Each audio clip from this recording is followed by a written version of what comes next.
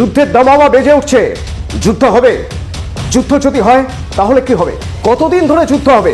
আমরা তো দেখেছি এর আগে রাশিয়া যুদ্ধ, রাশিয়া ইউক্রেনের উপর আক্রমণ করার পর মনে হচ্ছিল ইউক্রেন কিছুই না, কদিনের মধ্যেই শেষ। কিন্তু না, সে যুদ্ধ এখনো চলছে। এই যুদ্ধ চলবে কতদিন ধরে? আর যখন দুটো দেশই পরমাণু শক্তিধর, তাহলে সেই যুদ্ধের ফল কি হবে? কতটা মারাত্মক হতে পারে? যুদ্ধ শুরু করলাম আর শেষ হয়ে গেল তেমন নয়।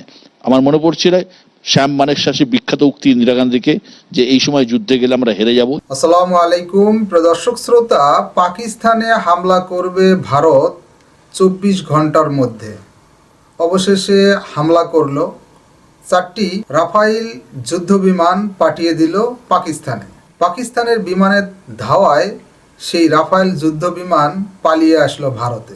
এই হলো ভারতের বর্তমান অবস্থা। কেন যুদ্ধ বিমান রাফায়েল এত শক্তিশালী হওয়া সত্ত্বেও পাকিস্তান থেকে ফেরত আসলো? এবার আসল সত্য জানা গেল। ইন্ডিয়ান এয়ার মার্শাল কি বলতেছেন, গুরুত্বপূর্ণ তথ্য আছে। আশা করি সম্পূর্ণ ভিডিও জুড়েই থাকবেন। চলুন ভিডিওতে বিস্তারিত দেখে আসি। যুদ্ধের দামামা বেজে উঠছে। যুদ্ধ হবে। যুদ্ধ যদি হয় তাহলে কি হবে? কতদিন ধরে যুদ্ধ হবে? আমরা তো দেখেছি এর আগে রাশিয়া যুদ্ধ, রাশিয়া ইউক্রেনের উপর আক্রমণ করার পর মনে হচ্ছিল ইউক্রেন কিছুই না, কদিনের মধ্যেই শেষ। কিন্তু না, সে যুদ্ধ এখনো চলছে। এই যুদ্ধ চলবে কতদিন ধরে? আর যখন দুটো দেশই পরমাণু শক্তিধর, তাহলে সেই যুদ্ধের ফল কি হবে? কতটা মারাত্মক হতে পারে? এই সব কিছু ভেবেই বিশ্ব দুভাগে ভাগ হয়ে গেছে। আড়াআড়ি দুভাগ সব যুদ্ধের ক্ষেত্রেই হয়।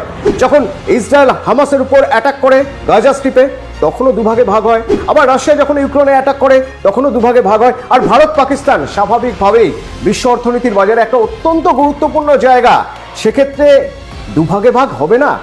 হয়েছে। তাহলে দেখতে হবে ভারতের পাশে কারা রয়েছে, কারা রয়েছে পাকিস্তানের কাছে।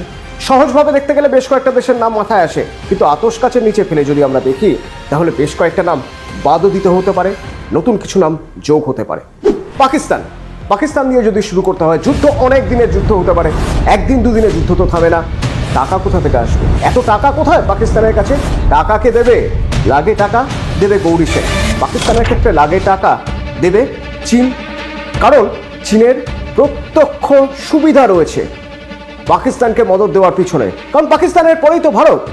আর ভারতকে আটঘাট বেঁধে যদি ধরে রাখতে হয়, তাহলে পাকিস্তানের উপর যদি কর্তৃত্ব ফলানো যায়, পাকিস্তানকে সব রকম সাহায্য করা যায়, তাহলে পাকিস্তান চীন যা বলবে তাই করবে। এতদিন ধরে তো তাই করে এসেছে। আর সেই জন্যই পাকিস্তানের একটা বড় অংশে চীনের প্রভাব রয়েছে, বালুচিস্তানের একটা বড় অংশে চীনের প্রভাব রয়েছে, কারণ বালুচিস্তানের পরেই তো সেই গদর, সেই পোর্ট, সেই বন্দর, যেখান থেকে সহজেই ভারতে পৌঁছে যাওয়া যায়। পয়সা দেবে চীন, কিন্তু অস্ত্র দেবে কে? এখানে আবার একটা ব্যাপার আছে। শুধুমাত্র চীন একথা ভাবলে ভুল, তার সঙ্গে তুরস্কর নামটাও বলতে হবে। কেন বলতে হবে?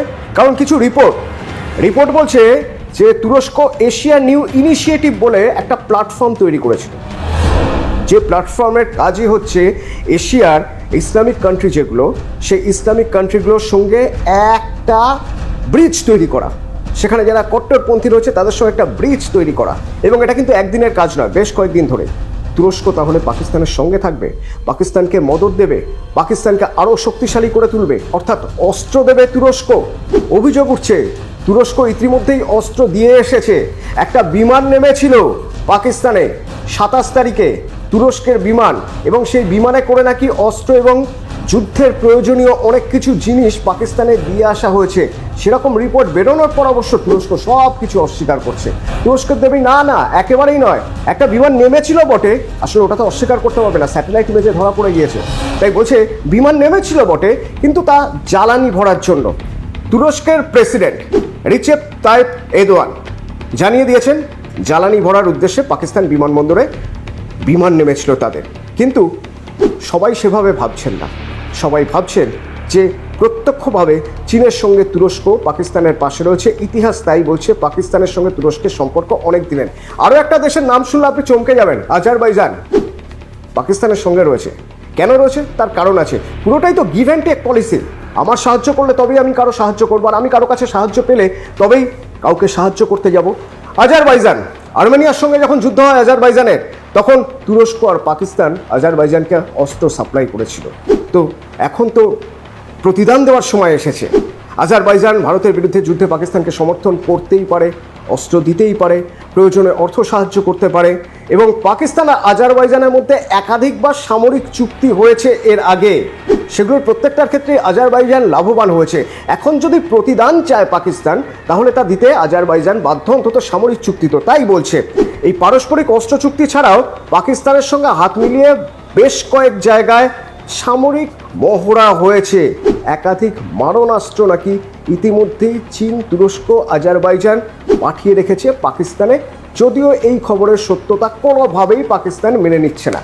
সবাই তো চলে গেল পাকিস্তানের সঙ্গে, ভারতের সঙ্গে কে আছে?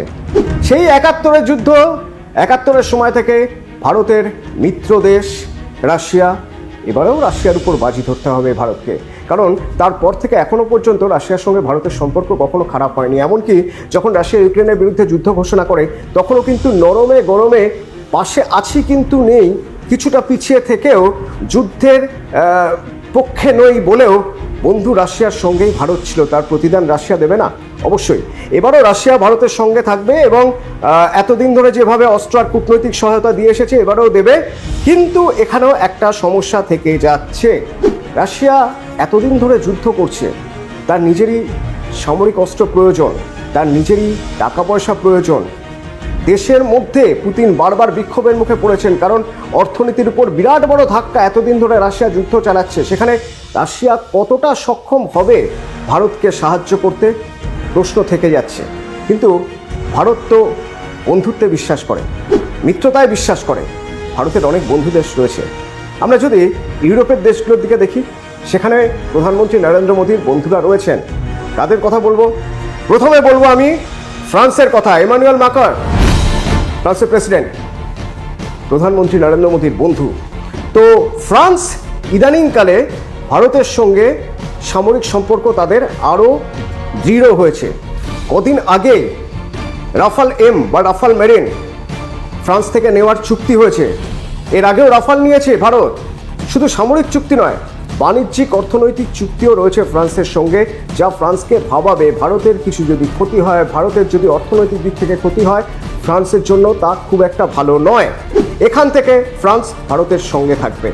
আরও একটি দেশ, সেখানেও আবার প্রধানমন্ত্রী নরেন্দ্র মোদীর বন্ধু রয়েছেন, জর্জিয়া মেলোনি, ইতালি।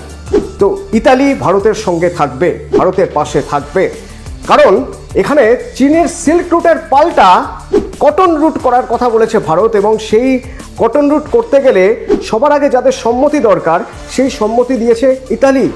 ইতালির সঙ্গে ভারতের বাণিজ্যিক দিক থেকে একটা অসম্ভব ভালো পরিস্থিতি তৈরি হয়েছে, একটা প্ল্যাটফর্ম তৈরি হয়েছে, যে প্ল্যাটফর্মে অন্যান্য ইউরোপিয়ান দেশগুলো তারাও যোগ দিতে চাইছে। এমনকি আমেরিকারও প্রচ্ছন্ন সম্মতি রয়েছে যে এরকম কোনো মঞ্চ বা প্ল্যাটফর্ম যদি তৈরি হয়, অন্তত চীনকে পাল্টা দেওয়া যাবে, সিল্ক রুটের বদলে কটন রুট তৈরি করা যাবে। শুধু তাই নয়, সামরিক দিক থেকে, মহাকাশ বিজ্ঞানের দিক থেকে, বিভিন্ন দিক থেকে ফ্রান্স ভারতের সহায়তা নেয়। আজ যখন ফিরিয়ে দেওয়ার পালা, তখন ফিরিয়ে কি দেবে না? প্রতিদান কি দেবে না ফ্রান্স? অবশ্যই দেবে। ফ্রান্স যেমন প্রতিদান দেবে, ইতালিও প্রতিদান দেবে। ইতালির সঙ্গে এতদিনের এই সম্পর্কের সুফল পাবে ভারত। ফ্রান্সের পাশাপাশি ইতালিকেও ভারত পাশে পাবে। আর মহাশক্তিধর দেশ বলতে সবার আগে যে দেশের কথা বলা হয়, আমেরিকা। আমেরিকাতেও তো প্রধানমন্ত্রী নরেন্দ্র মোদীর বন্ধু রয়েছেন। ডোনাল্ড ট্রাম্প, আমেরিকার প্রেসিডেন্ট, তিনি তো বরাবর বলেছেন যে সন্ত্রাসবাদের বিরুদ্ধে ভারতের সঙ্গে সব সময় আমেরিকা রয়েছে। এবং ভারত আর আমেরিকার মধ্যে একটা চুক্তিও হয়েছে যে সন্ত্রাসবাদ নির্মূলে পৃথিবীর যে কোনো জায়গায় একসঙ্গে এগোতে তারা রাজি। ঠিক এইরকম একটা জায়গায় দাঁড়িয়ে আমেরিকাকে পাশে পাওয়া যাবে না? হয়তো যাবে, হয়তো যাবে না। এই হয়তো যাবে না কারণ কি? তার কারণ আমেরিকার প্রেসিডেন্ট ডোনাল্ড ট্রাম্প প্রথম থেকেই সন্ত্রাসবাদের বিরুদ্ধে আছি, সন্ত্রাসবাদের বিরুদ্ধে ভারতের সঙ্গে আছি, এটা বলার পরেও একটা সময় দেখা যাচ্ছে যে সুর কিছুটা নরম করে বলছেন, ভারতের উপর সম্পূর্ণ ভরসা আছে আমার, এবং আমি বিশ্বাস করি ভারত পাকিস্তান তাদের নিজেদের মধ্যে যে সমস্যা নিজেরাই মিটিয়ে নিতে পারবে। অর্থাৎ আলোচনার টেবিল। এটা কি বন্ধু দেশের কাজ? আমেরিকা তাহলে দেখাচ্ছে সঙ্গে আছে, আদৌ সঙ্গে আছে কি? কূটনীতিবিদরা ভালো বলতে পারবেন, কারণ যে আলোচনার কথা বলছে চীন, যে আলোচনার কথা বলছে তুরস্ক, সেই আলোচনার কথা বলছে আমেরিকা।